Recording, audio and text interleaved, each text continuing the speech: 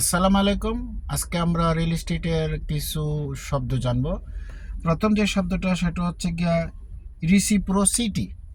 রিসিপ্রোসিটি মানে হচ্ছে এই আইনের বলে আপনি এক স্টেটে লাইসেন্স আছে কিন্তু অন্য স্টেটে কাজ করতে গেলে এই রিসিপ্রোসিটির মাধ্যমে আপনাকে ওই স্টেটের অনুমতিপত্র নিয়ে তারপর কাজ করতে পারবেন।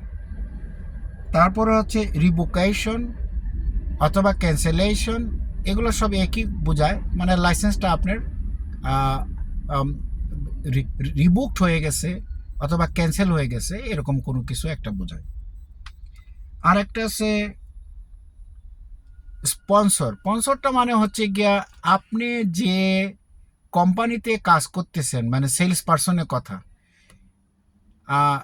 সেই কোম্পানিকে বলা হয় স্পন্সর কোম্পানি, আর আপনি হচ্ছেন ওই কোম্পানির এজেন্ট।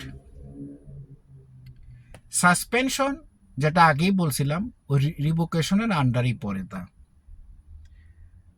আনলাইসেন্স অ্যাসিস্ট্যান্ট মানে যাদের কোনো রিয়েল এস্টেটের লাইসেন্স নাই, তারা কোনো প্রকার রিয়েল এস্টেট জগতে কোনো প্রকার ট্রানজ্যাকশন করতে পারবেন না।